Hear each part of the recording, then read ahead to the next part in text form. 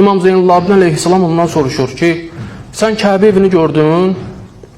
Yani insan Məkkəyə gedərkən ehram bağlayır və gəlir Kəbə evinin ətrafında 7 dəfə tavaf eləyir və orada tavaf namazı qılır. İmam ondan soruşur ki, sən Kəbəni gördün? Çünki Kəbənin əzəməti o qədər alidir ki, orada qılınan namaz başqa yerlərdə qılınan namazdan daha üstündür, fəziləti daha çoxdur.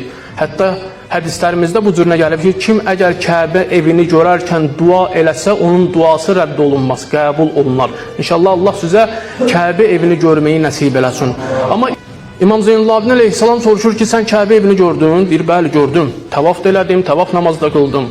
Deyir, sən Kəbə evini görərkən niyyət elədin ki, kim bu evə tərəf yönəlir İslam ümmətindən, onların qeybətini heç vaxt eləməyəcəyəm. Deyir, yox, heç belə bir niyyət eləməmişəm. Deyir, onda sən Kəbəni görməmisən. Hədislərimizə baxanda görürük ki, müminin qəlbi, müminin şəxsiyyəti Kəbə evindən əzəmətlidir. Müminin qəlbinə deymək olmaz. İmam bunu ilə bizə bildirmək istəyir ki, Kəbə evini görmək istəyirsənsə, qəlbivi və dilivi və əməllərvi təmizləməlisən.